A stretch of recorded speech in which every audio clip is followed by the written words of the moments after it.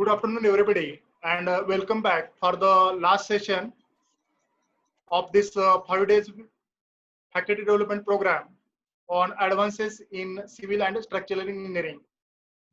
For this last session, we have resource person, Professor Pritha Chatterjee from Indian Institute of Technology, Hyderabad.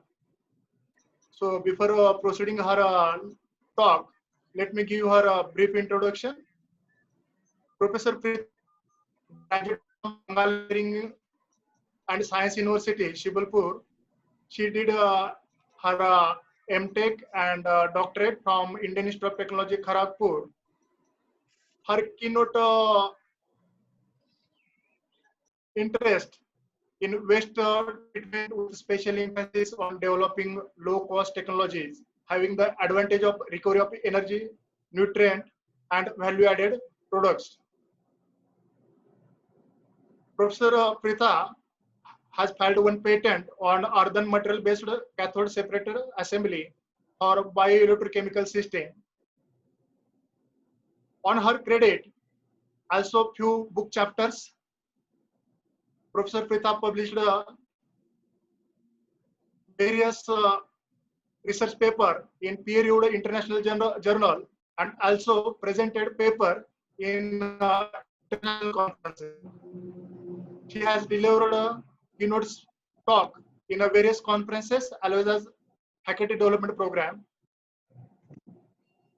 Presently, she is handling various research projects and guiding 5 PhD students.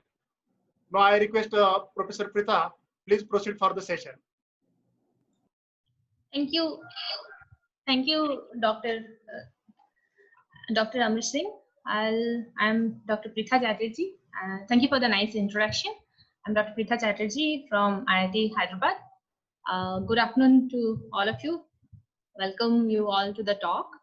I'll start with sharing my screen, and then we will go to the introduction, and then briefly we will start talking on my topic. So I'll be talking on. I hope I'm audible good enough. Yes, ma'am, you are audible. Okay, thank you. So I'll be talking on bioelectrochemical systems. How is it a flexible and a sustainable opportunity as a biorefinery for conversion of waste to wealth? I have been researching on conversion of waste to wealth, but before I go into that, as I understand that most of you are civil engineers, most of you in the audience are civil engineers. So before I go into the topic directly, I usually like to start like this. So most of us are engineers, and some of you who are not engineers, you might be knowing that what is it that an engineer does, or what is it that technology does. So if I have to explain in one word what technology is something that makes our life comfortable. Whatever it is, it's and an engineer's role is to do it in the most simplified way, to make our life comfortable, in the sense whatever you see the mobile phone, it makes our life comfortable. So you see, like a few days back, I got a speaker, that Alexa Amazon speaker. That's so smart. If you just tell it that, okay, do this, turn off the lights, it just does it for you. So that's what technology is. It makes our life comfortable. And as a civil engineer, what we do in this technology is we deal with that part of the technology which is associated with public utility works. So be it roads, railways, bridges, canals, dams, water, wastewater, houses, all these things. So some people have an idea that civil engineering is only buildings, but no, that's not true. We used to have a saying when we were doing our bachelors that civil engineering is if you live in it, work in it, walk on it, it's civil engineer has a hand in it. So it's kind of everything which is associated with public utility, civil engineering. And a branch of civil engineering is environmental engineering. So what environmental engineer does, it protects the environment from the adverse effects of the technology. Technology makes our life comfortable, but it comes at a cost. That cost is bear by the nature. An environmental engineer does what? It protects the environment from that cost of technology. I'll start with giving an example. Most of you might have used a toaster to toast bread in your home. Have you ever considered what happens in building, what goes in building one unit of toaster? So it's not just the electricity that it takes to toast your bread. That's really the least compound that you should be worried about. The toaster is made of steel. So to produce 1 kg of steel, we produce around 1 kg of CO2. So I have the measures here. If you see here, I have the measures in terms of CO2. Why in terms of CO2? You might all be knowing about it, about global warming, about how CO2 is increasing in the atmosphere, and what are the challenges that we are facing because of that, because of the CO2 increasing in the atmosphere. And every country, like I think in the last climate meeting, India signed a treaty. Around 195 countries signed the treaty 2-3 years back to cut their carbon dioxide emissions. India last year in the climate treaty, India said that it will reduce its CO2 percentage, like its CO2 production percentage, by 30% by the end of 2030. So it has 10 years to reduce its CO2 percentage. Now, where does it come from? It's not just that you're breathing, and not just the things that are visual to you that you can see. It's not just coming from the transportation, not just coming from the vehicles. It comes from everywhere. So that's why I have an example of a very simple household unit, a toaster. So what happens in a toaster? To produce 1 unit of toaster, that is a single toaster, you produce this much of CO2. You can see 1 kg of CO2 per kg steel, 4 kg of CO2 for steam. So 4 plus 1, 5, another 2 kg, that is 6 kg, and some miscellaneous amount. So per unit of toaster, you produce around 6 kg of CO2. So you can imagine how much CO2 you are producing. So like I mentioned in the earlier slide, that the environmental engineer's role is to quantify how much is the damage that you are creating, and how to reduce the damage, or how to protect the environment. Now that is fine, that CO2 is something that you might not be able to grasp at all the time. I mean, if I say someone who is not into technical knowledge, he might not understand, but there are certain things that we can visually see. These are some of the pictures that I collected from the internet. Other than that, you might have read a few months back in the Yamuna river, some people were doing Chhat Puja, and how the water was. So that's home. That's how toxic and that's how bad the water is. And that is what we are doing to the environment. Now, in general, you might have heard that in general, nature has its own way to balance things, okay, by dilution, by biochemical conversions, by various other reactions. The role of an engineer is to utilize those reactions, but in a very balanced way, in a very optimized way, and in a closed setup with a faster outcome. So what you do is you utilize whatever is there in nature for sure, but you just optimize it, you just balance it in a way, you will increase its speed so that you can have the same set of reaction in a small amount of time. Because with increasing urbanization, with increasing population, we are already in the verge of where we have already exploited the particular strength of nature. Now we have to augment it, and that's how we are doing as an engineer. Now, how do we do this? We do this by certain principles. So these are the basic principles. If you see here, 3 basic principles of environmental engineering. Okay, first one is sustainability. What is sustainability? Sustainability is use of resources in a way that you have enough left for your next generations. Okay, so that is sustainability. Now, when I say these 3 principles, these are the 3 principles on which environmental engineering is based upon. After that comes the technology. Okay, now this sustainability can be economic sustainability, social sustainability, or environmental sustainability. The second principle is the R principle, 4R: reduce, reuse, recycle, and recover. So reduce. Here I have an example. Most of you might have eaten that biscuit. I can't remember the name of that. Britannia Choco Fills or something like that. So if you see, I really like to eat that biscuit, but it pains me whenever I buy that biscuit. So the biscuit comes in a box. Then it has small packets. Each packet has 4 biscuits. What is the need of so many packaging? That is why we can reduce, right? Not only that, have you seen any toothpaste that comes without a box? Why does it need to have that much of box? Sometimes you buy like environment friendly stuff from Amazon, and it all comes under like 4 or 5 packages. So that is where we can reduce. So that is the reduction of use. Also, like I myself take very pride in myself that my cupboard is more than half empty. I do not use much stuff. I do not use many clothes. I do not use many things. So that's why if it is not necessary, do not buy it. That is where you can reduce it. Then you can reuse it. How do you reuse it? You can reuse at least once. Earlier, like when India was not so urbanized, or maybe in the villages till now, when you were growing up, maybe when at least when I was growing up in my village, I have seen my mom to reuse things. By reusing things, I mean if she purchases a milk packet, she would use the milk packet to at least throw garbage.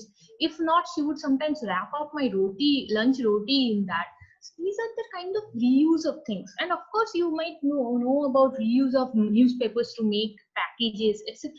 So these kind of things, if every day in your everyday life, if you can figure out small things which you can reuse, there are many ways. You can do composting with vegetable peels, etc., etc.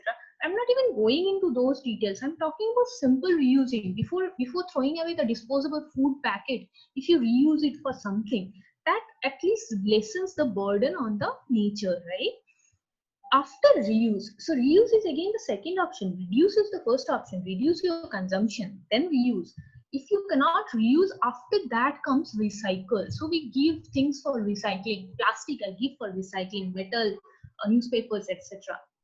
After recycle comes recover. So what is recover? So for example, God forbid, I have to throw my laptop. I am not at all interested in doing that. But if I have to dispose of my laptop, then someone would be able to recover the metals in it. Someone would be able to recover the plastic in it. So that is recovery. So these are the 4R principle.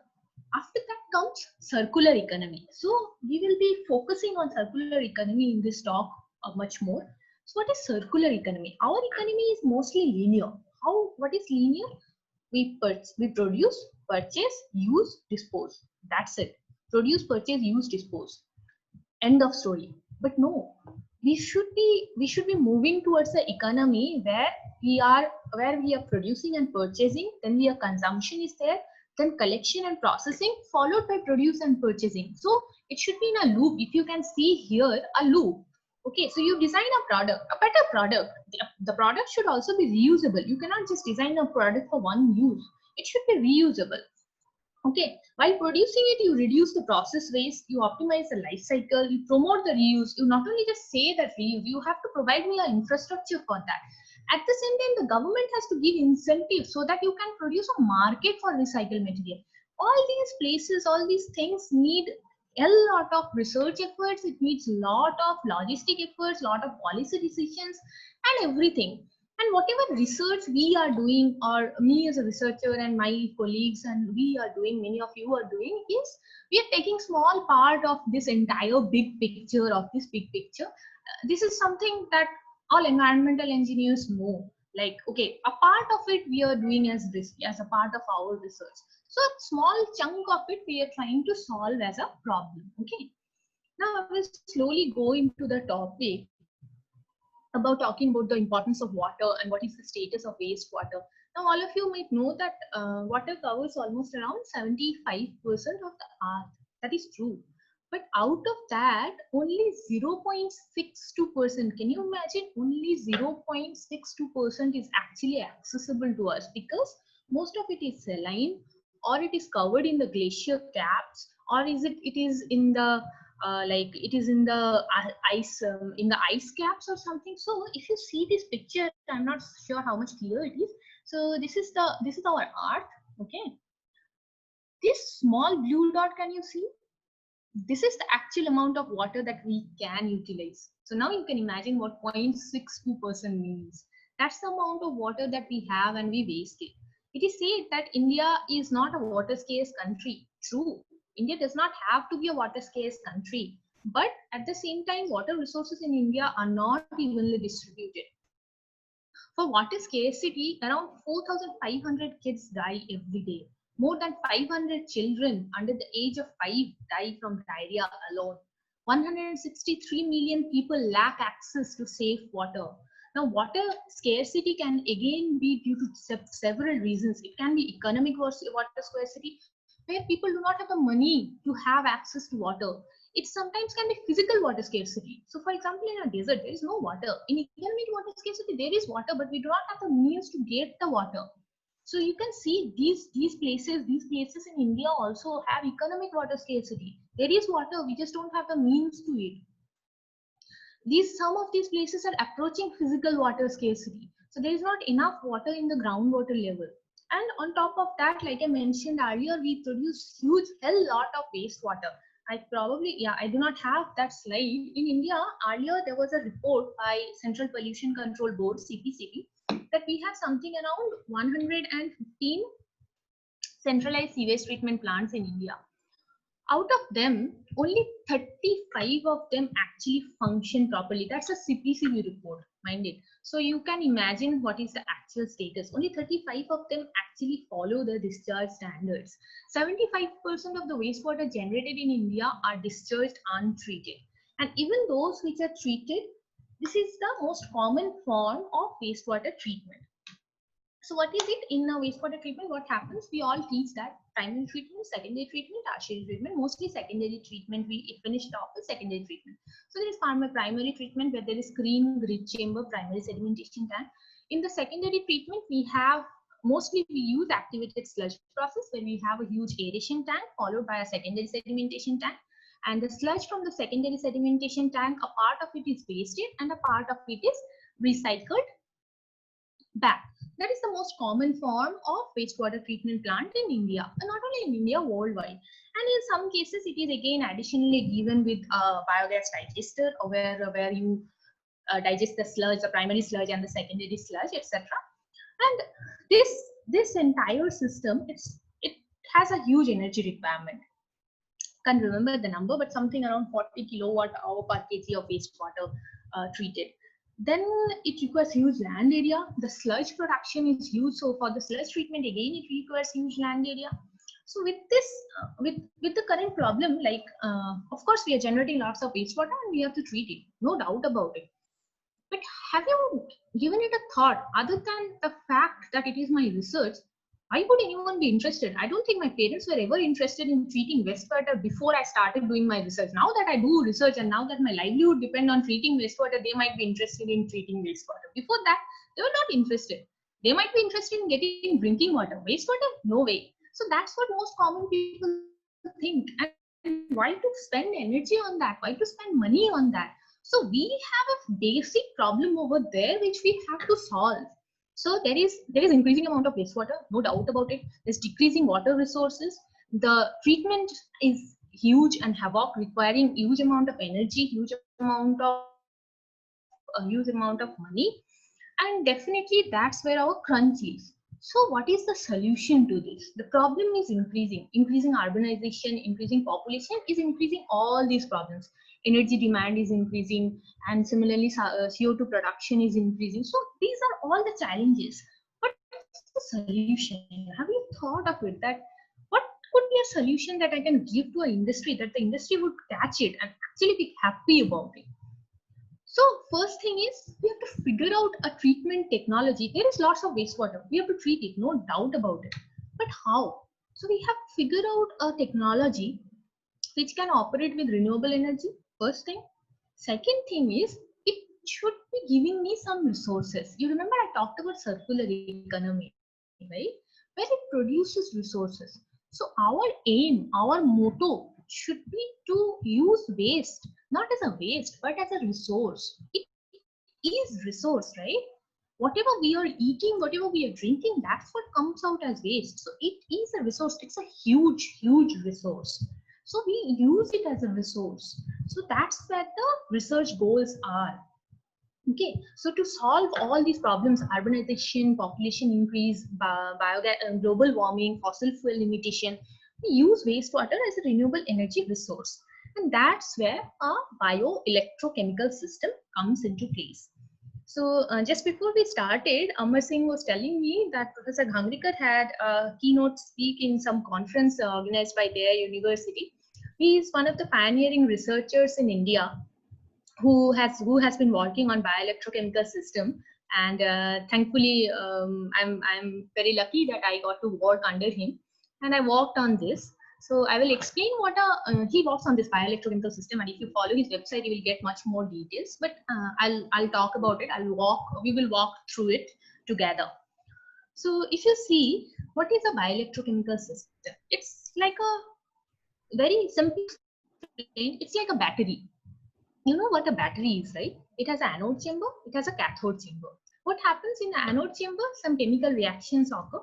Due to that chemical reactions, electrons are released and they come to the cathode chamber, and then some reaction takes place. Okay, and due to the passage of the electrons, movement of the electrons, some electricity is generated. That's what happens in a battery. We know that there's an anode, there's a cathode, there's a positive and there's a negative end, and definitely some reactions takes place. You know about it in chemistry.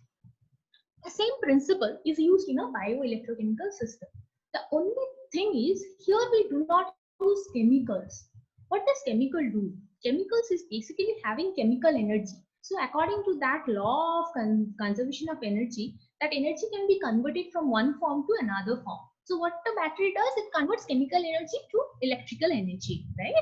So instead of converting chemical energy from chemicals, what we do in a bioelectrochemical system is we use wastewater as the source of chemical energy. Where does the chemical energy comes from? In any acid, think about acid whenever you think about a battery, a lead acid battery or something. Where is the chemical energy coming from? It's coming from the chemical bonds. So wastewater is also a compound only. It also has some chemical bonds, and that also has immense amount of chemical energy stored in it. So what a bioelectrochemical system does is it converts that energy. The energy is the chemical energy is present in the organic matter of the wastewater. That is utilized. How? I'll explain. So what we have is similar to any battery. We have here one anode chamber, and here we have one cathode chamber. In the anode chamber, we feed with the wastewater. Fine. We also inoculate it with bacteria, with microbials, with microbes.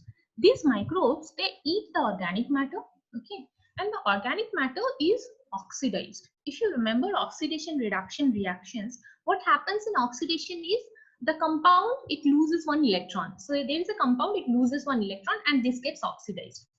This electron is taken up by the bacteria and transferred to the anode.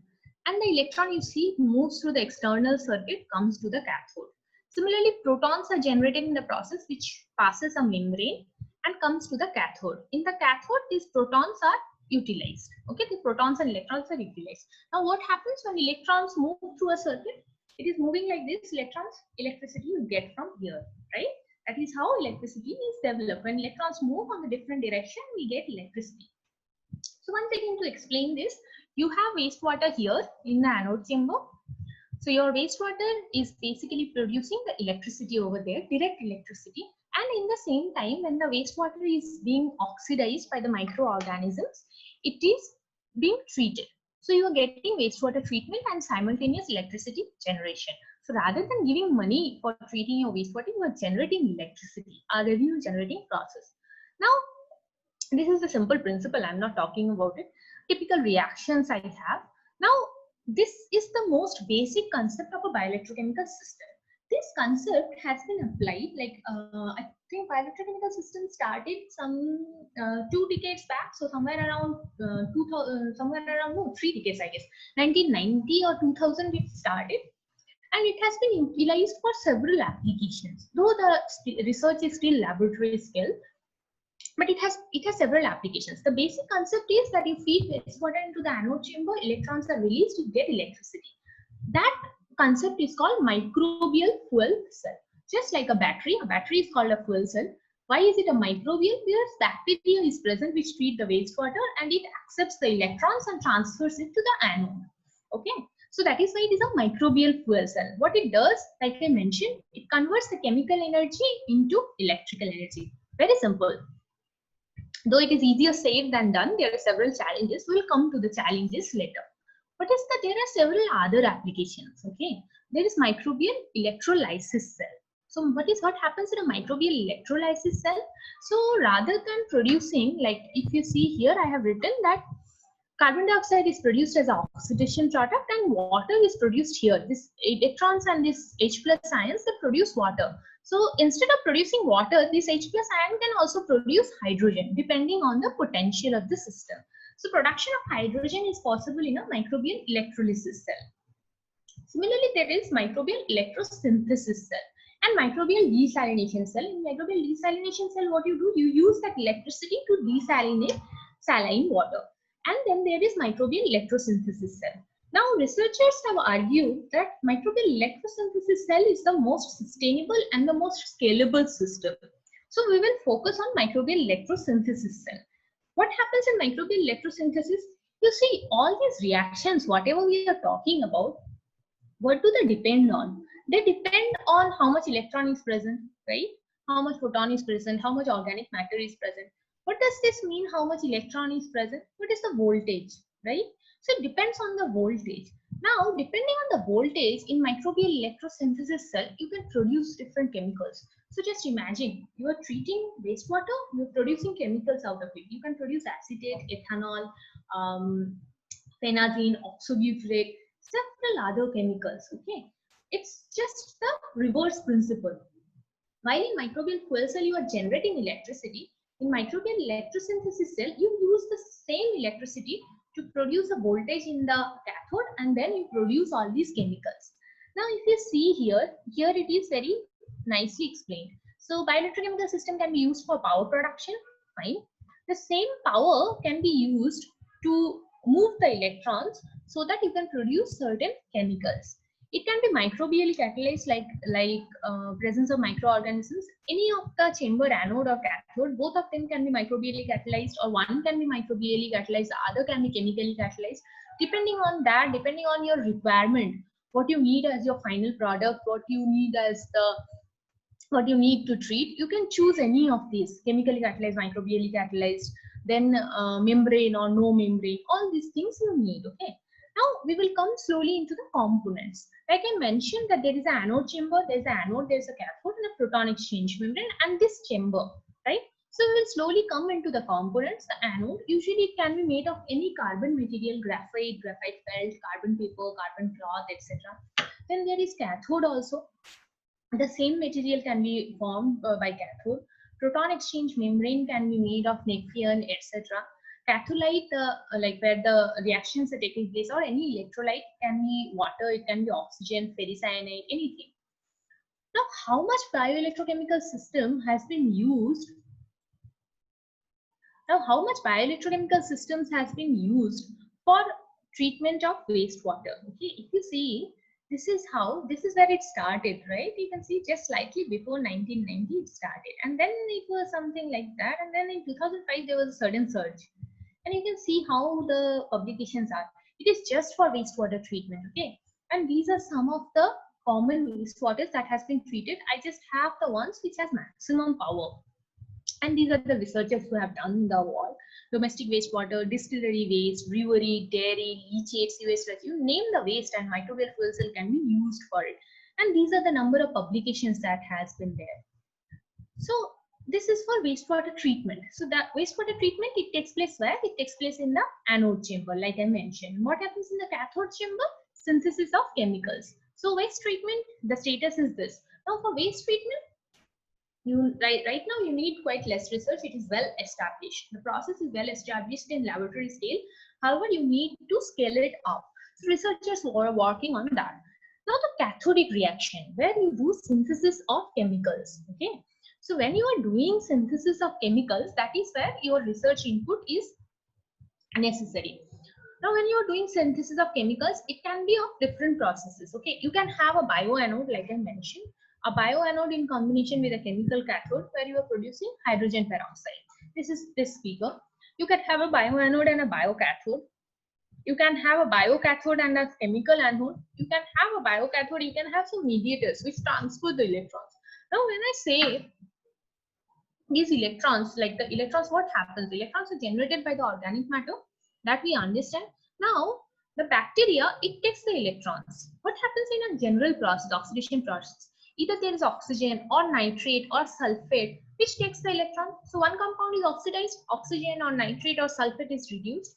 Here what we mention is that we do not have any nitrate or sulfate. The bacteria, it acts as an electron acceptor. Bacteria takes the electron. It moves to the electrode surface and it gives the electron over there. It's not so easy otherwise. Like you cannot just have electrons accepted by the electrode. So the bacteria, it takes the electrons from there and moves it to the electrode material. Now, all microorganisms cannot do this. Okay. So though I say, like I mentioned earlier, that it's easier said than done. No, there are challenges to it. All microorganisms cannot do this. There are very specific type of microorganisms who can do this. So for example, these microorganisms are called electrogenic microorganisms, electrogens, which can either generate electrons, transfer the electrons or take the electrons. So one who can transfer the electrons are called exoelectrogens, and the one who take the electron are called endoelectrogen. Who needs to transfer? In the anode, we need to transfer the electrons from the waste to the anode. In the cathode, we need to take the electrons from the cathode by the bacteria so that we can form other chemicals, right? So these type of bacteria are not difficult to find. They are there in almost all type of waste. They are there in soil, but in a very low quantity. We have to optimize them. We have to augment them. Okay. So now we understand the basic principle. How a microbial fuel cell works, or how a microbial electrosynthesis cell works, a bioelectrochemical system works. There is an anode chamber, there is a cathode chamber, there are bacteria. The bacteria takes electron from the organic matter, transfers it to the anode. Similarly, bacteria takes electrons from the cathode and transfers it to the main system so that you can synthesize certain chemicals. Now, there are certain challenges when it starts. How do you start your reactor? Fine, you understand the concept. How do you start your reactor?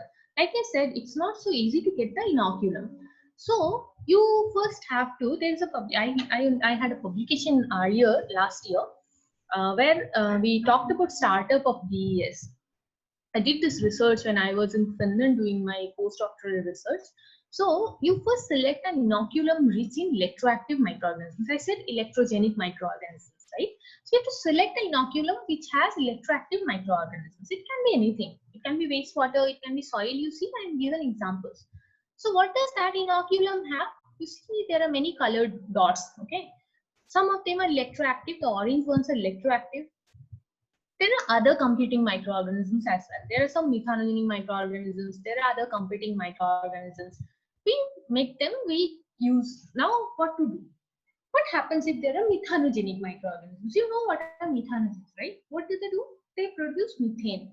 What do they form methane from? From acetate. So they use acetate present in the wastewater to form methane. Do we want that? We don't want that. We don't want production of methane. We do not want our wastewater to be used by any other bacteria, but by this orange colored nice, these are our friends here. So these bacteria only. Why? Because they are the only ones who can take the electrons from the wastewater and transfer it to the anode. So we want them only. So what do we do first? We eliminate the methanogens. They're very robust in there. So we eliminate them. How do we eliminate them? There are certain techniques developed by many researchers. If you go through this paper, you will find all the references over there. So we give heat treatment, we give chemical pre-treatment, we give exposure to oxygen, any of these, and we eliminate the methanogens. Then we feed them into our reactor. Fair enough. Now we have fed them into our reactor. After that, we have to optimize the growth of the microorganisms, right? How do we optimize the growth of the microorganisms? There are several ways to do that. You can do impose potential. So like I said, every reaction is a particular potential. Similarly, the bacteria which does that reaction also stays active in that potential. You can bring a similar analogy to it. It's kind of like the temperature. That you're comfortable at a particular temperature. So similarly, you are comfortable at a particular potential. Or maybe when we are working, let's say anything, teaching or research, when I'm working, I am comfortable at a particular workload. If the workload is too less, I'm too laid back. If the workload is too high, I'm too much pressurized. I can't work. So it's same for the bacteria. It needs a particular potential. If the potential is too less, it does not have enough energy. If it is too high, the bacteria can't cope up with it. So that's what the imposed potential is. Though it's a very simplified analogy and cannot be done like that, but it's just to understand for ourselves. The resistance can be changed. We can enrich in a synthetic media. So let's say, for example, you have a wastewater which is very typical, like it's very complex in nature, that wastewater. How to deal with it? So you inoculate the bacteria in that wastewater for some time, and so that the bacteria gets acclimatized to it. You can change the operational condition. Then after that, the growth bacteria has grown, all the exoelectrogens, the orange friendly bacteria, they have increased. Now what do? Now what do you have to think about? You have to think about the electrode material. Why do we take those electrode material? I told you that graphite, etc. we take as electrode material. Have you thought why? Why not take steel? Why not take something which is a very good conductor? But no, we do not take steel or a very good conductor. Why? Because the surface is so smooth, the bacteria cannot attach itself to it. So you need a rough surface, right? So that's what the electrode material comes from. Then some people also do electrode modifications. Other than that, there is also inside the reactor certain hydrodynamic conditions that help you. Sometimes, like most of these bacteria, which are exoelectrogens, like who transfer the electrons to the electrode, you see they're all attached. Okay, the ones that are not attached are called planktonic. So what happens with the planktonic cell? We try to flush them out. We do not want them to use our wastewater. What happens? These are also electrogenic bacteria. They also use the wastewater. They also have the electrons. They took the electrons, but they cannot transfer it to the anode. So we want to flush them out so that we do not have wastage. So we follow this 4-step guideline to start up our reactor. We select an inoculum. We eliminate the methanogen and other competitive bacteria. We optimize the growth of the microorganisms. Then we enhance bacterial adhesion. Once we are done with this, we are ready with the startup. Fine, we have started it up. Now what? It's when I said that it produces electricity, it's not so easily done. There are limitations to it. You have started it up, fine. But theoretically possible amount of energy is not actually generated in practice. Why? Because there are losses. So when you have produced the electrons move from the anode to the cathode, fair enough. But in the meantime, it has to encounter a number of losses. For example, it has to encounter ohmic loss. What is ohmic loss? So what is ohmic resistance? It's resistance in a system. What it does, it has a linear resistance to the flow of electrons. Electrons are trying to flow. The ohmic resistance is resisting its flow. So the electrons has to overcome that resistance by using some amount of energy. So we are losing some amount of energy over there. Okay, so we have to have a rho resistivity separator.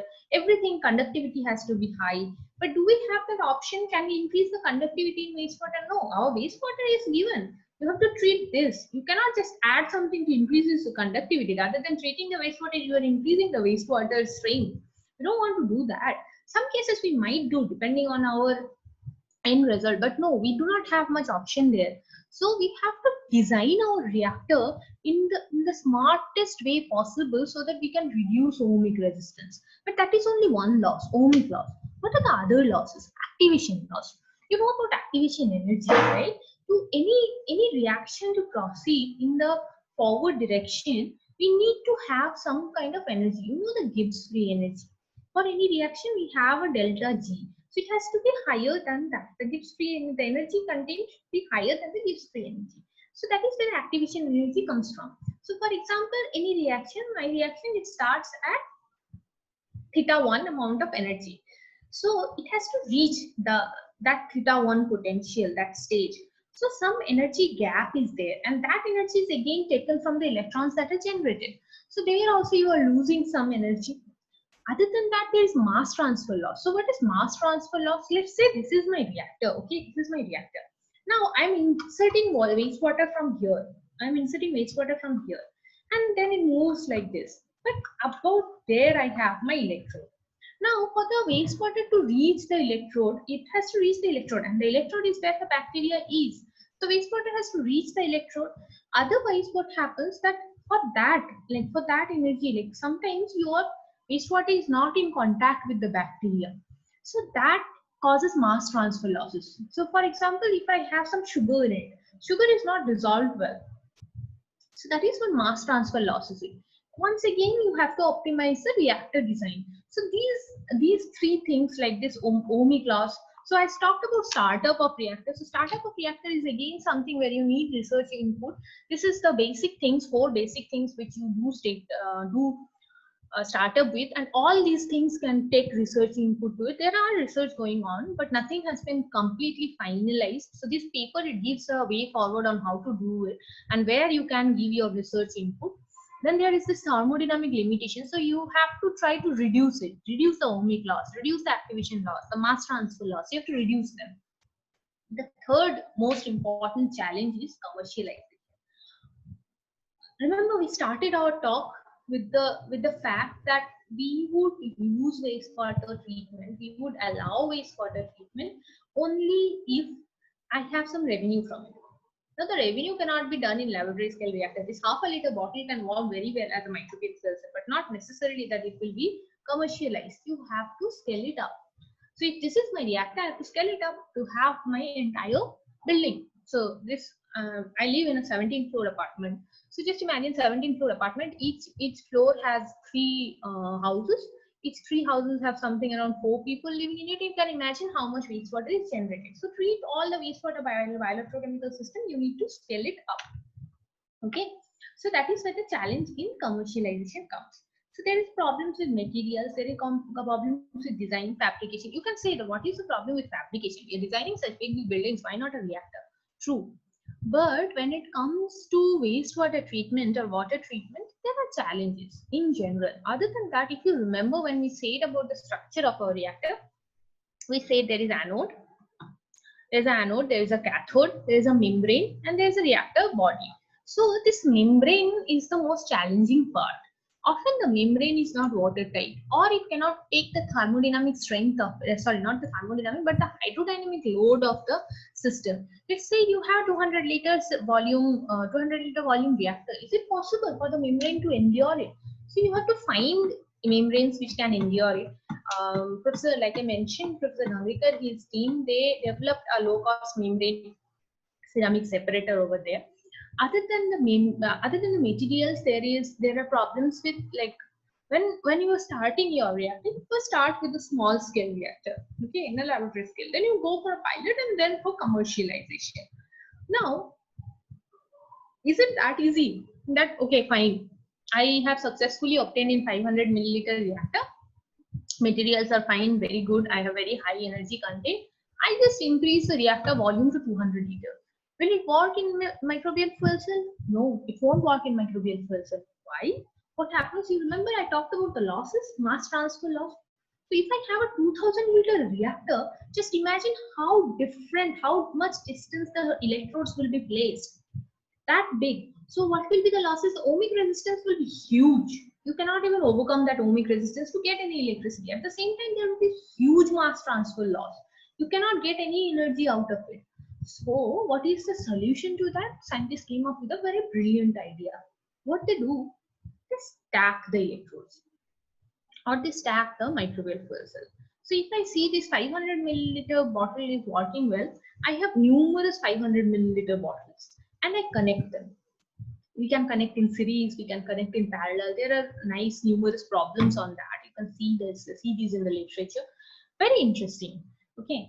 So some of the research I have here, if you see, Europolis Polus is another important, he's a very famous Holland researcher, I guess he's from Holland or Danish researcher. So Europolis, he has been working on this commercialization and scaling up.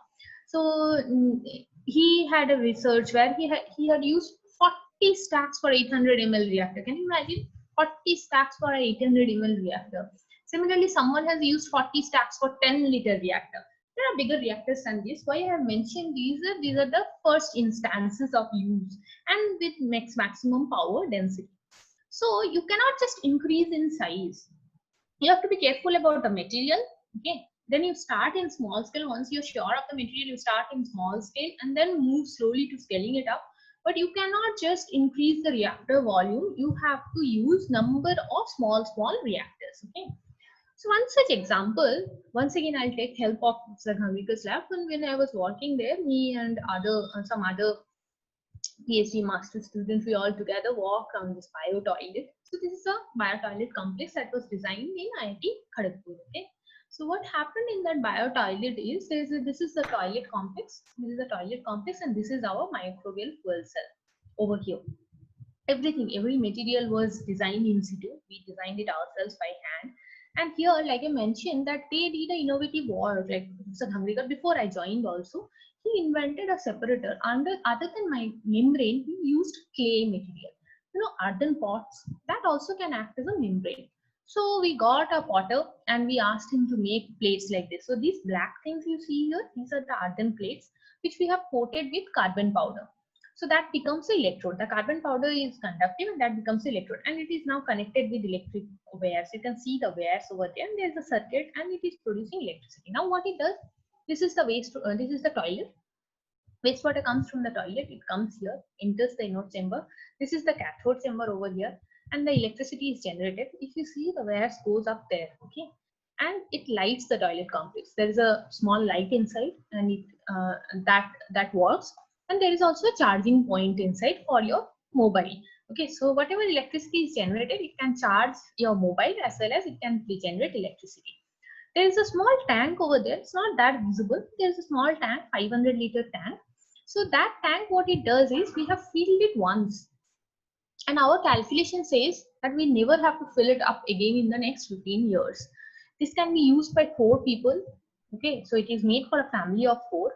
500-liter water we once produced. So here we are treating the wastewater, we are producing electricity, and in the cathode cell we are treating the wastewater is treated and that is disinfected over here and again pumped back into that. So all these things, this pump is working on solar power.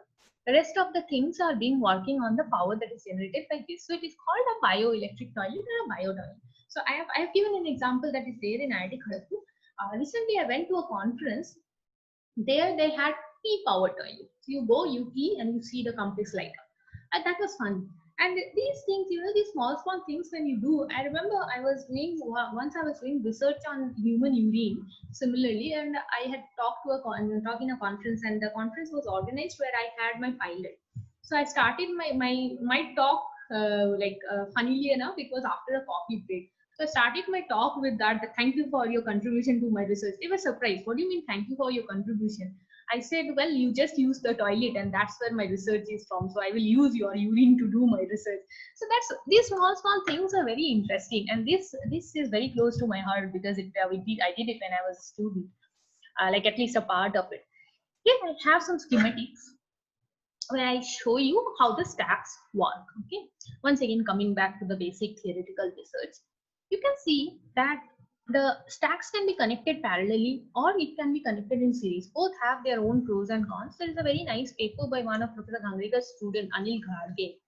He has a nice paper where he has talked about how the parallelly connected and series connected stacks work. So you see some of these are connected parallelly and some are connected in series. Anode chamber, cathode chamber, anode, cathode. Similarly, anode, cathode, you have n number of cells. Okay. Now, this anode is connected to this cathode. Okay. Similarly, this cathode is connected to the anode. This cathode is connected to the anode. So while one anode is connected to the other's cathode, like that. So rather than connecting this anode to this, rather than connecting this anode to this cathode directly, we are connecting this anode to someone else's cathode. Okay. So this is what we mean by series and parallel connection. And the wastewater is by series and parallel connection also we mean by the wastewater. So what happens in a series connection? It first enters one anode, anode 1, then anode 2, then anode 3, then anode 4, like that. What happens with that? By the nth cell, the wastewater strength has significantly reduced. But if it is parallelly connected, then you have the same strength of wastewater enters anode 1, anode 2, anode 3, anode 4, and anode n. So that's what it is. Now here we have stacks of cells. That is both anode and cathode. One cell has one anode, one cathode. The second cell has one anode, one cathode. Similarly, we have n cells. Here, if you see in this reactor, there you have multiple electrode stacks. This example is a multiple electrode stack. Okay, here we did not have one cell stacked. Here we had electrode stacked. Okay, that is also possible. what happens is, instead of having what we said, we have a huge reactor. Instead of having one cathode and one anode, which is not at all possible, and instead of having multiple reactors, we can have multiple number of anodes, multiple number of cathodes. Then you connect it as you want, in series, in parallel. You do the calculations, you do the theoretical calculation, you do mathematical simulations and come up with the most optimum solution. That is where we are lacking. We have to find out the optimal solution. Now we have it here. We have the anode chamber. We have multiple number of anodes and multiple number of cathodes, and they are all connected in series or in parallel. So that is multiple electrode stacks. Okay. So these are cell stacks and these are electrode stacks. This example was of an electrode stack. Now, as a civil engineer, whenever we are talking about it, we need to know the design details, right? So what type of design details? I do not have design details yet because we do not have commercialized or scaled up thing. But we can tell how much would be the removal efficiency. So if you come to CO2 removal efficiency, then you can reach almost up to 90-95%. But when you come to power density, the power density is less, somewhere around 300 to 500 watt per meter cube. Okay, so that is less. It's not enough to fit the grid. Now, if you remember, we started our talk as circular economy. What is circular economy? Non-linear economy, where our economy is not production, use and dispose. No. What we want to do? We want to use produce, use, reuse, recycle, recover, produce, use. We want to go through a cycle of it. We do not want to dispose of anything. No discharge, no disposal. How do you use BES for that? So circular, this type of model where you are not disposing anything, you're producing, you're reusing, you're reusing. This type of models, it is for like you can produce chemicals, you can produce energy. So how do you use bioelectrochemical systems there? So once you have consumed, you have produced some waste. Okay, now that waste can be thrown out. No, we do not throw it. We use it in the bioelectrochemical system. What we do in conventional waste treatment plant, we use the waste, but we give energy. We treat the waste, which is important. I am up for it. I don't mind giving energy to treat the waste. But at the same time, in a bioelectrochemical system, you can give the waste, you generate something of it. You generate a revenue of it. Generate certain chemicals or you generate electricity. So you produce some resources. That is how circular economy is. You produce, you use, you dispose waste. That waste is used to produce certain energy. So part of the circular economy is being taken care of by bioelectrochemical system. This is my last slide, and there's a nice illustration over here. You can see how it can be used. You can use renewable energy for any kind of electricity requirement that you have. These are the water, hydrogen, and chemicals. You can produce water, like I gave example in the bioreactor toilet. Water is produced, which is reused on and on. Hydrogen can be produced, like I said, once in microbial electrolysis cell. Then chemicals can be produced. This electricity, chemicals, clean water, all these things, and this is how a circular economy works. Okay, the produced electrons and protons, they can be used for chemical synthesis. Wastewater generated from different industries, from human beings, from industries, that can be used as a feed in the anodic chamber. The microbial reactions, there are microbial reactions, no chemical reaction, only by biochemical reactions that takes place that produce energy, electrons, etc. So that is how it can be used. So this is my last slide. Thank you for listening. Now I'll start with taking some questions.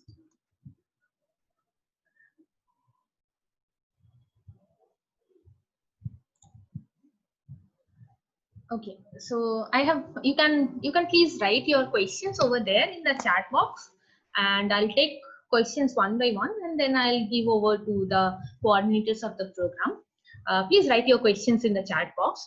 So Yash asked, microbial fuel cells can produce hydrogen. So in order to use it in hydrogen fuel cell, let's say for aviation, what are the scales in which this method can become economic? Very appropriate question, Yash. Thank you for your question. So if, like I mentioned, when I said about commercialization, yes, it's very difficult to say when it comes to that. How do you calculate this? How do you say what are the scales in which this method can become economic? So you have to, there's a break-even point calculation. Okay, so you are giving certain energy for hydrogen production, you're giving certain energy, and then you are producing hydrogen. I do not have that in my slide, but we did a calculation based on the market product of market demand of hydrogen. So there are three things. One is demand. The second thing is its value. Okay. So demand and value is there. So if you have demand and value there, then you have your production here. So when your production matches your demand and your value, and then there is the input. So you have to do a mathematical model, a simple mathematical simulation to say that at what scale it will be. So that is one question that I have. If anybody, let me figure out if I have any more questions. So Pavitra, thank you, Pavitra. He says, is it necessary to treat the wastewater before generating? No, it does not need any pre-treatment. It can be directly used. There are some challenges, of course, depending on the type of wastewater. If it is a very high strength wastewater, then you have to be careful. Like, let's say one of my colleagues, and she was doing PhD, she used distillery waste, okay, in a microbial fuel cell. What happened? Distillery waste has a very low pH. So to answer your question directly, no, it does not need any pre-treatment. But there are certain challenges which you might have to solve. Okay, so she used distillery waste. What happens in distillery waste? It has a very low pH. What happens at that low pH? Many bacteria does not survive. Also, it has very high volatile suspended solids. So in the same system in the anode chamber, she used certain fungal cells as well. Aspergillus avamoris she used, I remember. So avamoris cells, what it does is it reduces the suspended solids content, and at the same time increases the pH of it. And the system is under balance. So these are the, like, depending on the characteristic of the wastewater, you have to change your operational conditions so that you can treat your wastewater. Other than that, it does not require any pre-treatment. So thank you, Pavitra. If someone else have any questions, please you can ask here. Okay. Someone wants to know about the biotoilet more clearly. So biotoilet is a design that can be used in rural households. Today in India, like Indian wastewater treatment system, when I say it, if you remember that there are 115 centralized treatment plants. So the question is that what is the main use of the biotoilet? Okay, I'll give a brief description first. In India, 115, I mentioned that there are 115 centralized sewage treatment plants. And out of them, only 35 or 40, they maintain the discharge standards. When I was doing my PhD my first year, I did a study on why is it so. Okay, what happens, and certain things I figured out. The main problem was, first problem was like maintenance of the system. Second thing was absence of electricity. Most of the parts, many of the parts of our country, they do not have electricity enough to follow the other things in livelihood. How do you use electricity to treat the waste? Also, in many of the villages, they, like, thanks to the Swachh Bharat mission, now we have many toilets. Like in India, people do not defecate openly. But at the same time, these toilets are dark. I have been to the villages. I have seen, like, itself, IIT Hyderabad is in a Kandi village, and I have seen they have toilets, but they can't use it in the dark. It's so dark inside. There is no light. Even though you have solar power, someone might have stolen that. So how do you deal with it? So wouldn't it be a very nice approach where you can use your own excreta to light something? So that's what a biotoilet is used for. It's a very portable structure. You can just take the entire unit. Here, means do not go by the picture. This toilet was designed by us when we were students. We didn't even have like field engineers to design it for ourselves. So we did a very rudimentary thing. But it can be very nicely designed properly by some company. The design, it can be a very modular structure. It can be taken. It's very lightweight also. I myself have handled it mostly. So you can take the entire unit, you can put it in any household, you use it directly. Do not need to construct any tank or anything. You use it directly for your toilet purpose, for your excretion purpose. And whatever you generate, flush your toilet, you are done. The cell does it. It produces electricity, it lights up the toilet complex, and it also has a charging unit. So this small scale system, for 4 people, it can light up the toilet complex as well as have enough electricity to charge 2 mobile phones. Complete charging of 2 mobile phones. So that is how it is used. Now I'll take the next question. How much will it cost, this biotoilet? That's a very good question. exact amount of this biotoilet I do not remember, because we did it in phases and we had to, most of the items it's like we purchased from the local shops and all. However, I did a calculation and I found that it takes around rupees 8 per kiloliter of wastewater treated. So that was the production cost. So rupees 8 per kiloliter of wastewater treated. Okay, but that's a one-time cost, and that cost you can have for 15 years. For 15 years, you do not need any replacing. So in 15 years, you have only rupees 8 per kiloliter.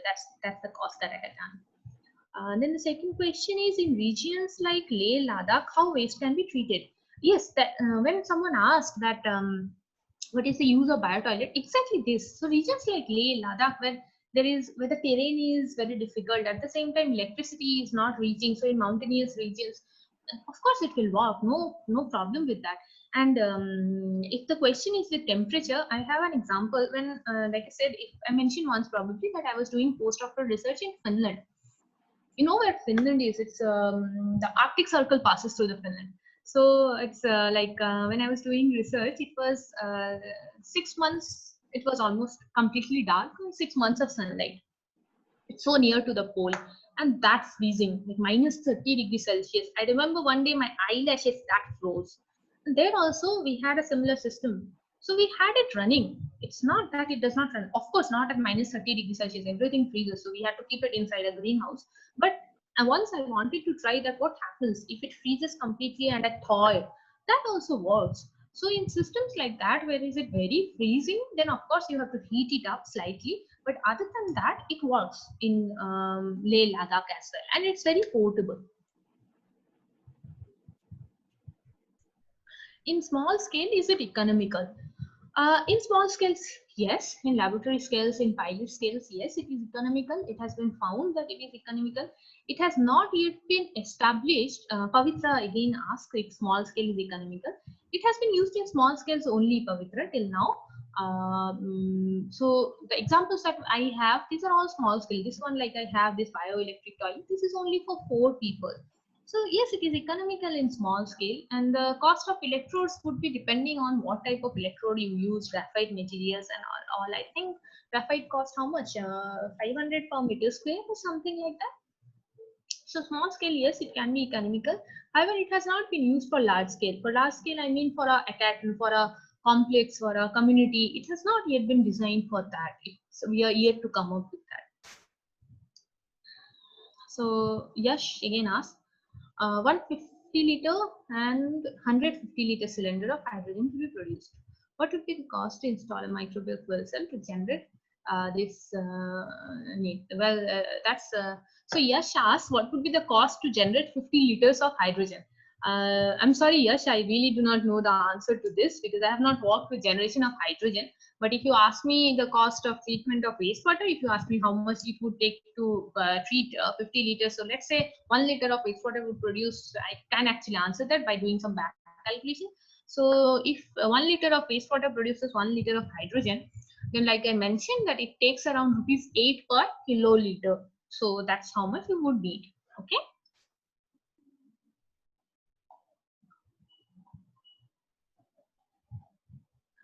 Are these component parts available locally?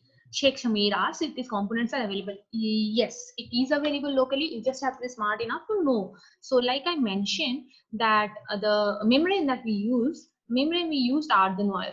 Okay, so earthen pot. And initially we were purchasing it from the shops, those small earthen pots, but then we got a potter to design it as we want. We wanted square, we wanted circular. The potter did it for ourselves, and then I myself also could cast the molds and like that. I used to have bricks on the clay, and then I used to have thin plates of it. Yes, these are available locally. Graphite plates and everything. These are quite available in stores, in hardware shops and all. And the wares and all, you get it in any electrical shop. So all these things are available quite locally, and at least to produce a laboratory scale one, you do not need much. Okay, so these are few of the questions. If you have any more questions, then thank you. Okay. So I think I missed one question where someone asked about SBR. I just checked. Yeah, someone asked how to extend SBR technology for treatment of wastewater.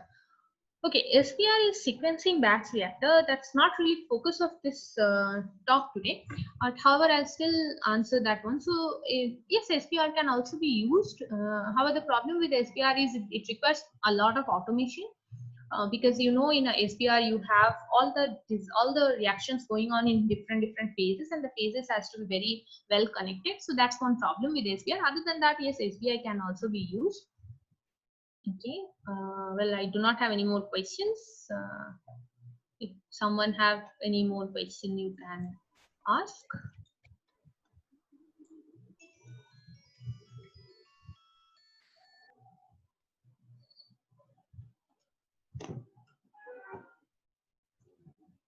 What is the minimum and maximum possible voltage that can be applied? So Vaibhav asks, what is the minimum and maximum possible voltage that can be applied to a bioelectrochemical system? So in a microbial fuel cell, Vaibhav, we're not adding any voltage. Rather, we're generating a voltage. In a microbial electrosynthesis cell, we are adding a voltage.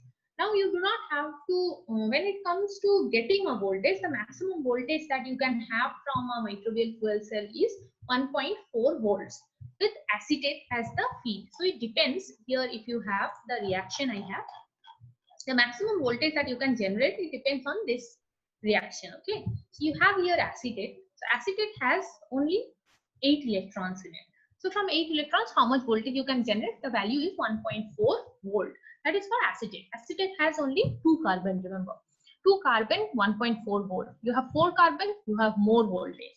So that is how simple it is. And that is how much you can generate. To apply voltage, our aim is not to apply maximum voltage, but to apply minimum voltage. So somewhere around a negative voltage of around minus 0.4 volt is something the most optimum one. Okay, Vaibhav? I hope. Can you get the design for biotoilet?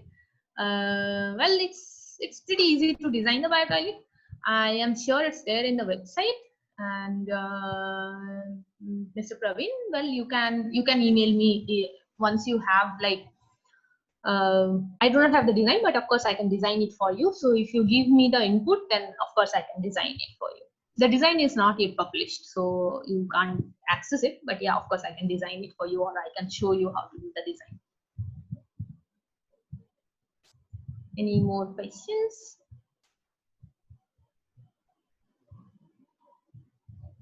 Okay, I'll stop sharing. The paper on the biotoilet project is not yet published. Someone asked if I have published it. Can this project be executed in rural areas under government schemes? So that, yes, that's the idea of this project, is that it is executed in rural areas. In fact, right now I have a rural development project with another faculty colleague where we are doing it in the villages over here. So that's where so that's the objective of it, so that we can use the biotoilet for the rural areas. Yes, it can be used. I'll stop sharing. In India, where is biotoilet used? Well, not used yet. That is the one example in IIT Kharagpur that we have. It's not used regularly. It's just used in for research scale and for studies. But yeah, it can be commercialized and it can be given to the government.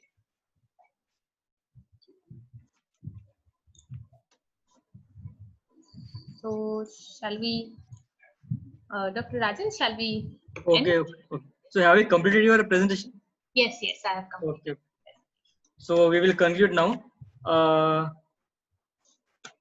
So thank you very much, Professor Preeta ma'am, for giving a nice presentation on the bioelectrochemical systems, which is for the flexible and sustainable fisheries for the waste to wealth. So it was a nice session, ma'am, and we will ask our participant to share their views regarding our FDP, because it is the last day of our FDP. Okay. And during the last 4 days, we didn't allow our faculty participants to share their views. So all they were mute during the last 4 days. So in the morning session also, we have given them a chance to speak out and share their views regarding the FDP, how the FDP went on with all the experts and all the presentation and talk. So I request the participant, please raise their hand if anyone want to give the feedback.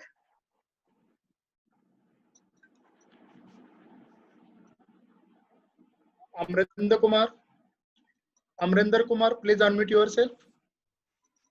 Sir, good afternoon, sir. So, sir, please share your experience about this FDP. Sir, Please introduce yourself. Sir, myself, Dr. Amarendra Kumar. I am associate professor in IIIT RK Valley. It's Rajiv Gandhi University of Knowledge Technologies, Andhra Pradesh. Sir, actually, I have attended your program previously also, like that is international conference, and this is the FDP that I am attending. Last 5 days, sir, total 10 sessions, almost all sessions I have attended. So it was very nice. Actually, you have covered all the areas in civil engineering department. Basically, I'm the transportation engineering. I could able to learn many things related to other subjects also, like structural engineering covered, water resources and climatic change, all those things you have covered. It was wonderful, and the way you have organized the FDP, sir, like timings and all, you have followed perfectly. Very nice experience, sir. So by seeing your FDP, I have once again I have registered another FDP shortly going to come, like a NIT. Someone on NIT is arranging. It was excellent, sir. Excellent. Thank you, sir. Thank you for giving this opportunity, sir.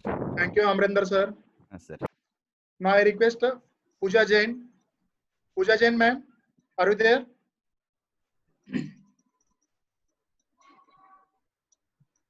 Meenakshi Landge, madam, please unmute yourself.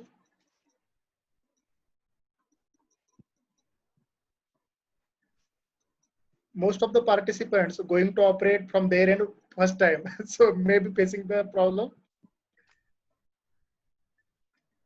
Now I request Kandregulla, yes, Raghavendra.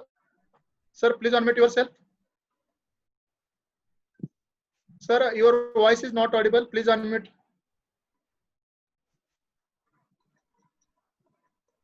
Sir, please check your connection. Your voice is still not audible.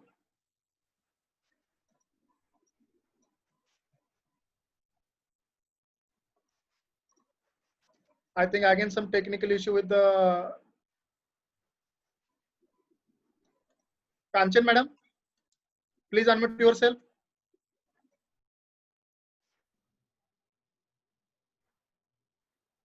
Ma'am, please introduce yourself. Hello. Yes, you are audible. Hello. Okay. I'm Kanchan Khan from Managing Bhandara Department of Applied Science and Humanities. Basically, I'm from Kurukshetra and my department is Applied Physics. I attended your session. It was so exciting. Even being from the department of conceptual session. Everything I think that was excellent. And so I will feel very lucky in future if I will have such. Thank you, everyone. Thank you so much, sir. Thank you, Kanchan, ma'am. Now I request Mahesh, sir. Mahesh Kumar. Mahesh Kumar, please unmute yourself. Yes, sir. Yes, sir. Can you hear me? Yes. Please introduce yourself and share your experience. Yes, sir. Myself, Mahesh Kumar CL. I'm an assistant professor working in Nitte Meenakshi Institute of Technology, Bangalore. I'm from Bangalore, basically. So I have attended this workshop since from last 1 week, from 4 days. It was a wonderful experience for me. So the speakers, all the speakers for this special FDP were very enthusiastic, and they explained very neatly the concepts and all. And we learned many new things from this FDP. So I sincerely thank the organizers of this workshop. A heartfelt thanks to organizers as well as the participants and the most spirituous speakers. So all the speakers did a tremendous job. I thank you one and all for giving an opportunity to attend this workshop. I hope to see some more workshops in the future from the organizers. Thank you so much, sir. Yes, sir. Now I request Iqbal, sir. Iqbal.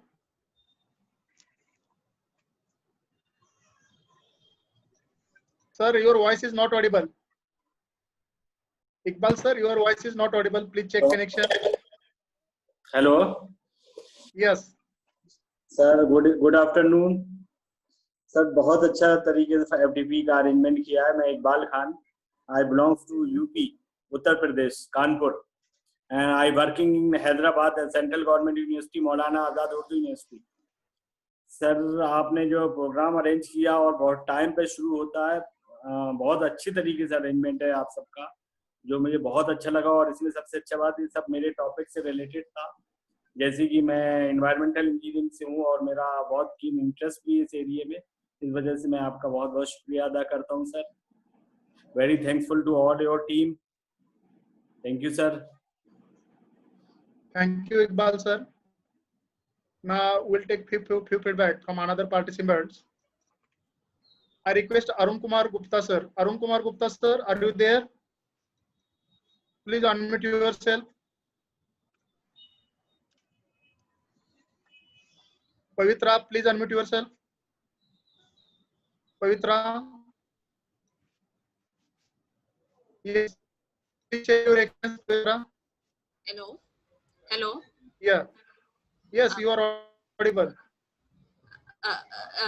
Good afternoon, sir. Sir, myself Pavitra, Assistant Professor, Civil Department, Government Engineering College, Bangalore.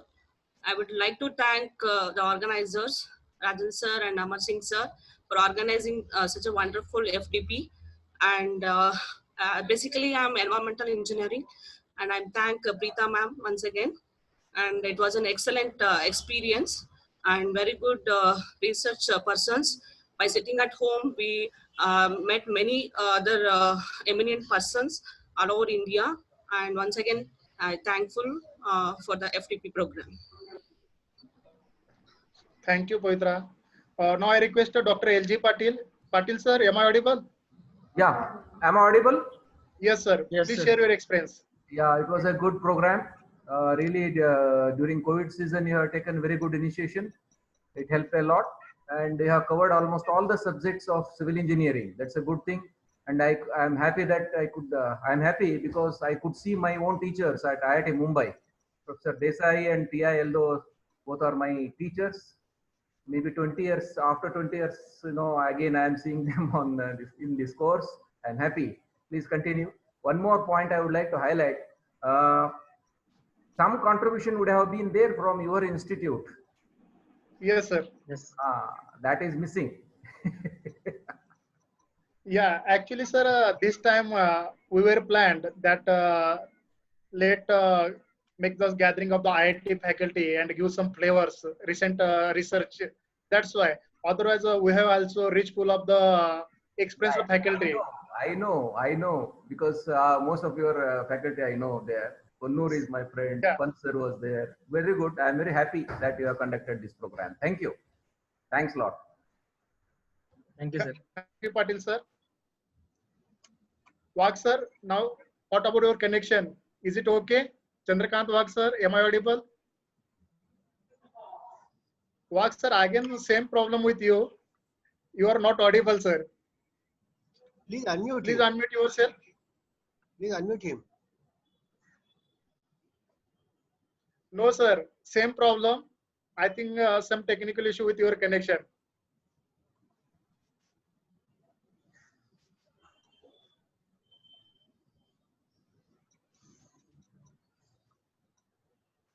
Now I request Piyush Mahajan. Piyush Mahajan, are you there? Piyush Mahajan. Okay. Now I request Shailaja Kale, madam. Shailaja, madam, are you there? We'll take another feedback. Khushbu Tiwari, madam. Khushbu Tiwari, madam, are you there? So I think most of them, as usual, they just on the system and go somewhere. I think they are not aware with our system. Zoom is actually observing your activeness, and those are just minimizing this thing. will not considering their attendance. I request Kirti Bhosle madam. Kirti madam, please unmute yourself. Yes, sir. Good afternoon, sir. Am I audible, sir? Yeah. Yes, ma'am. Good afternoon, sir. Sir, I am Kirti Bhosle, working as assistant professor in N.B. Navle Sehgad College of Engineering, Solapur, in Maharashtra. So, regarding this FDP, time punctuality and very good organization, sir. Your coordination team is very effective, and most importantly, about the resource, very dedicated resource persons you have selected. So, and the topics were prefabricated, means precast construction, and water resource management are the my special interest subjects that have proved very good for me. Thank you, sir. Thank you all for wonderful sessions. Thank you very much. Thank you, Kirti ma'am. Now I request Anantravati ma'am. Anantravati ma'am, please unmute yourself.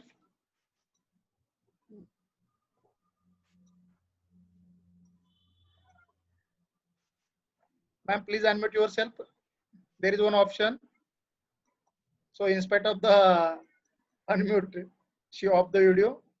Now I request Shital Kolekar. Shital Kolekar, sir. Sir, please share your experience. Am I audible? Yeah. Am I audible? Yes, sir. You are audible. Good afternoon, sir.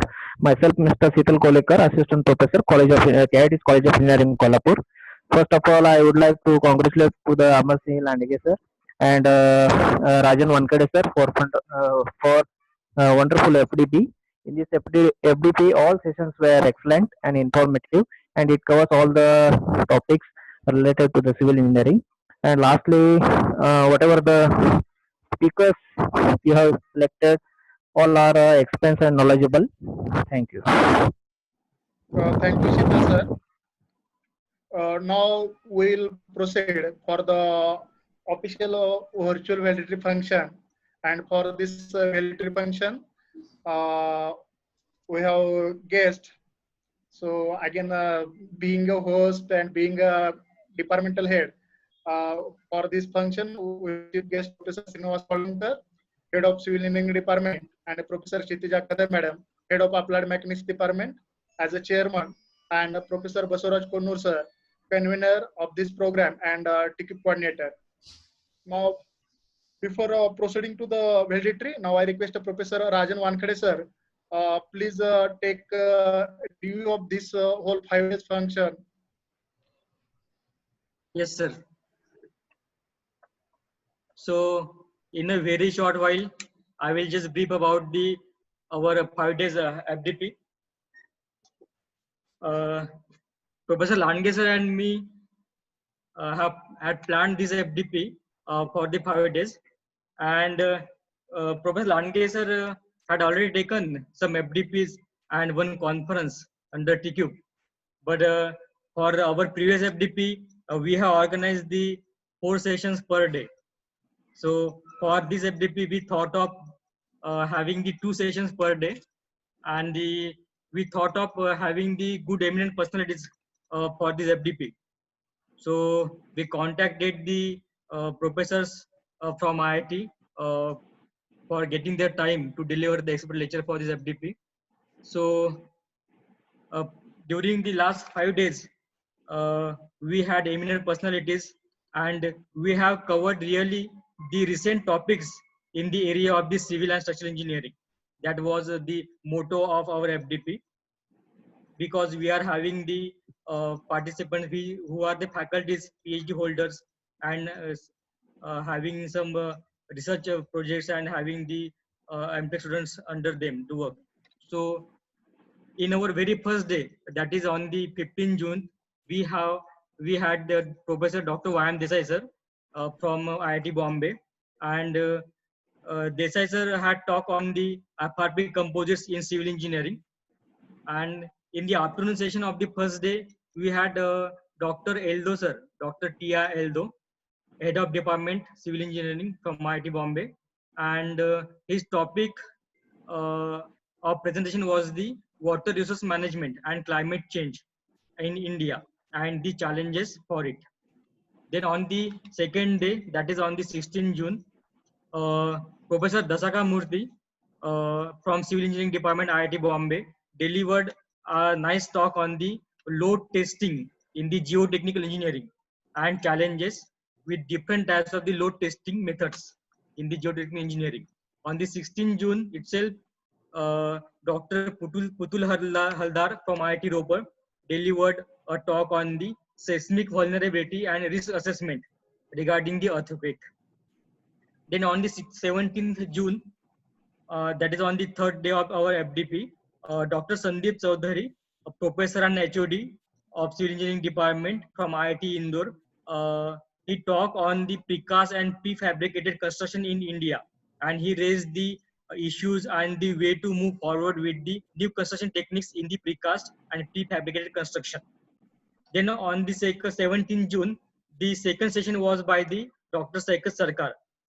He is the assistant professor in civil engineering from IIT Indore.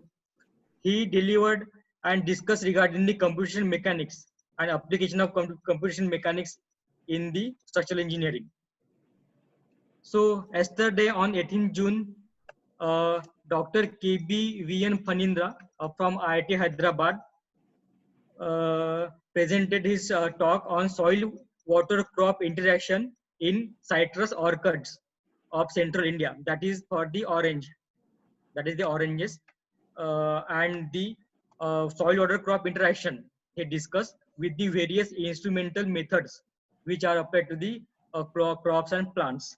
Then yesterday only in the afternoon session, Dr. Sagar Chauhan from Civil Engineering Department IIT Ropar discussed regarding the behavior of hydroclimatic changes and then climate changes scenario in the India with the example of the Indian climatic changes and geological conditions. Today in the morning session, we had the Dr. Digvijay Pawar, assistant professor from civil engineering at IIT Hyderabad. He very nicely delivered a lecture on the using gap acceptance analysis for developing the intersection conflict warning system.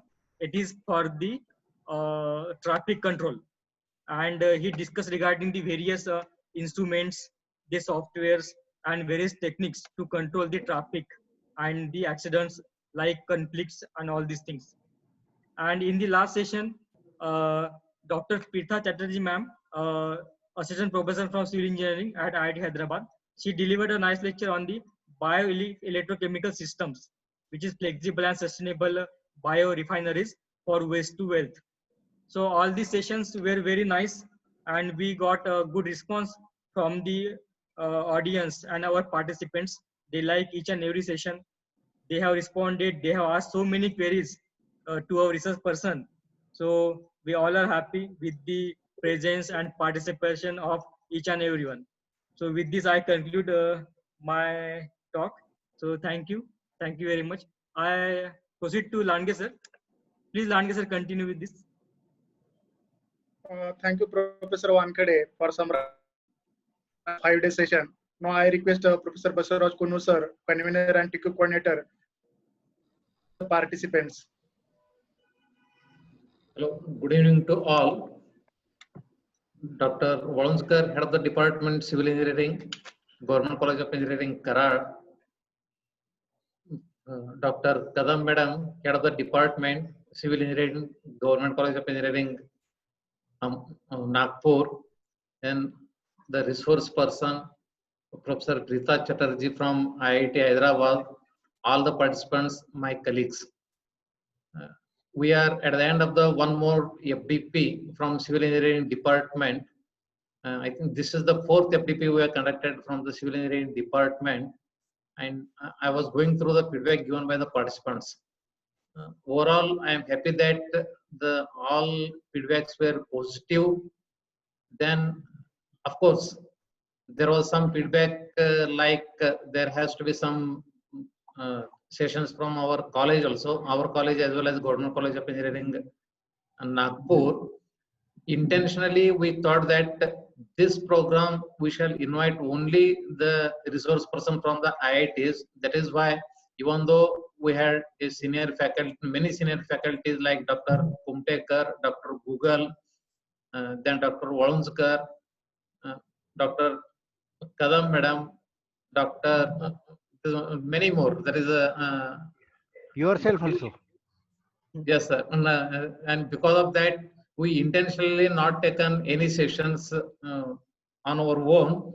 Now, I think we have covered all the topics from the different disciplines, even though only the 10 lectures were conducted. We had taken care that all the fields of civil engineering were covered. For now, you see, our faculties were stressed in the month of June.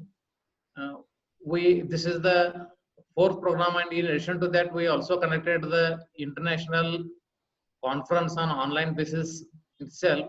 And because of the demand from many participants, we have to add this one more. And we were very eager to conduct some program along with the Government College of Engineering, Nagpur.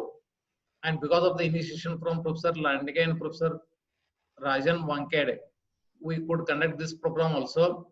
In spite of their busy administrative work at the institute level, they have put lot in efforts in successfully conducting this program. On behalf of TechCube Cell of Government College of Engineering, Karad, I am thankful to them for nicely conducting this program. And I also heard that all the participants were very serious and they attended all the sessions and actively participated in all the lectures. Once again, I thank all the participants for your active participation in the program. We look forward your participation in our future programs also. Thank you, sir. Thank you. I will hand over to the Professor Landge, sir, please.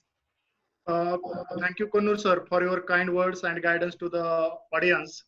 Now I request Professor Kshitija Kadam Madam, Head of Applied Mechanics Department.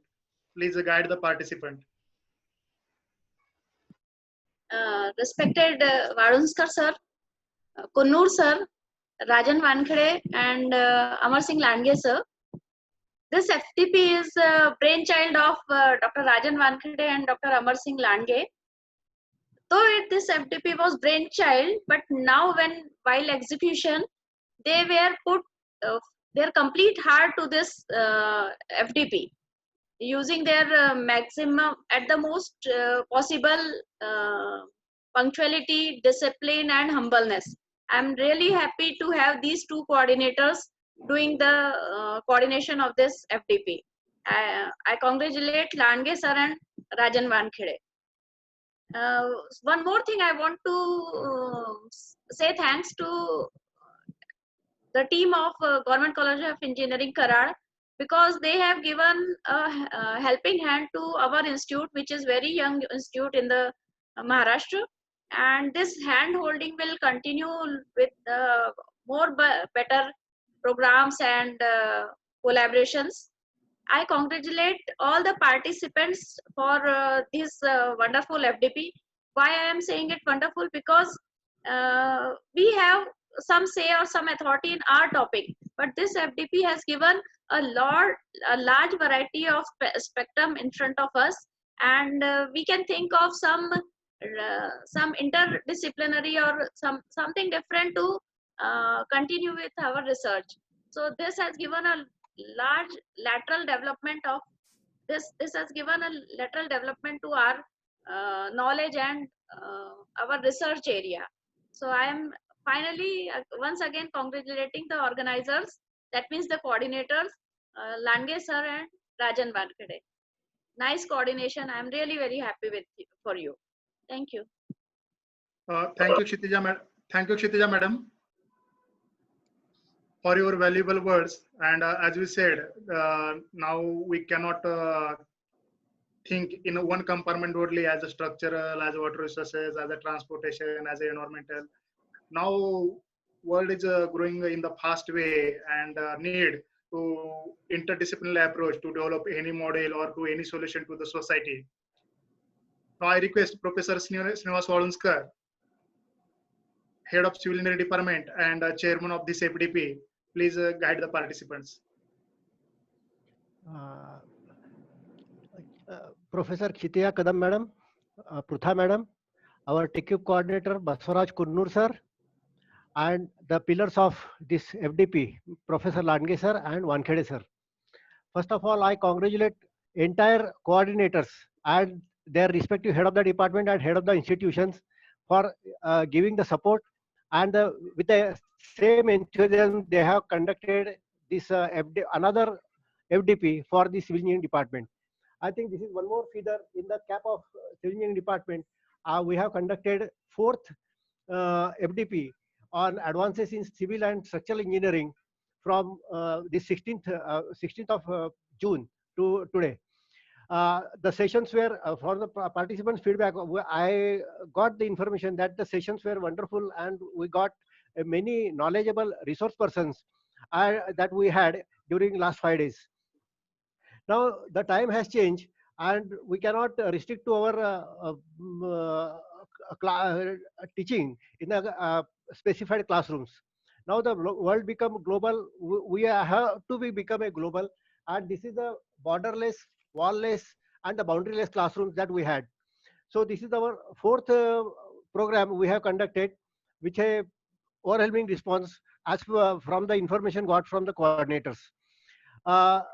Now the department is also planning for the video lectures in future because of the certain constraints, and we may not be able to conduct the classes in real mode. So the college is thinking in online teaching and learning method to be adapted from this session onwards. So accordingly, we are planning to start our education from 15th of July this month by giving the online lectures to the students. I don't know when the examinations will be over because of the fourth year students, but still we are doing and we are acting on that particular line. Already we have conducted academic council meeting. We have already finalized our syllabus online mode. Everything from the 2 months or 3 months, we are all working on online mode, and we are very confident that we have already confident that we can give our output on online mode. So accordingly, all are working on the online mode. Only thing, the platform, digital platform that we are thinking, whether it is WebEx or whether it is Geo, this is Google Meeting or Zoom. So that things are going in our mind. But soon, by the month end, this matter will be over. And from the 15th of July, for 1 or 2 months, we'll start our teaching and learning method on virtual mode. And then we can switch over to the physical mode gradually because of this COVID-19 situation. So this is all about the department that I want to say here. And I again congratulate all the coordinators that they have conducted this FDP in very efficient and effective manner. I also thankful to the respective head of the institutions for giving them support and the cooperation. I also thankful to the Kadam Madam of head of the department that she has given the support for this FDP program. I also thankful to all the resource persons from the IITs and the reputed institutions in India for delivering their thoughts in this FDP. I also thankful to all participants.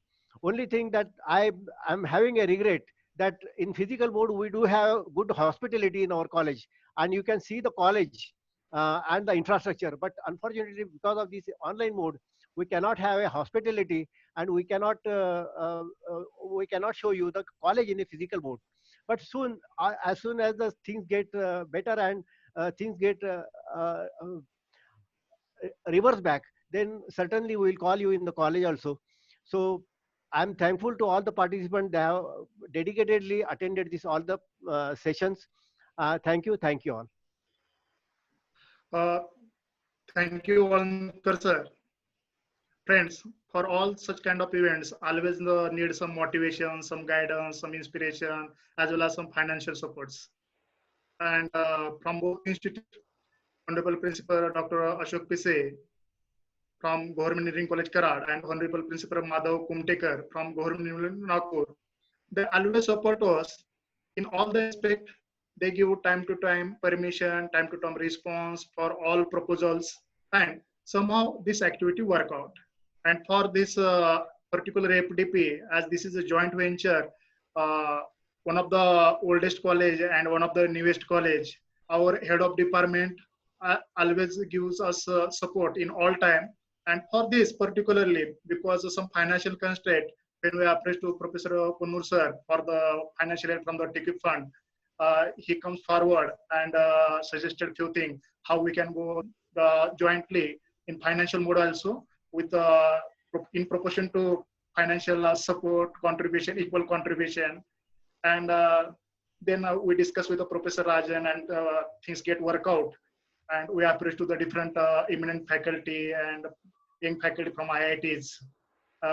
They also accept our invitation in very short period, and they are also eager to know what kind of what type of FDP going on, how it will work on, because of the few faculty not aware with how this FDP conducting online mode.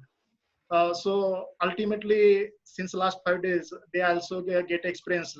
So this is model also we can run in the successful way. From our institute as well as from Nagpur Institute, I'm really thankful to all the eminent speaker from IITs.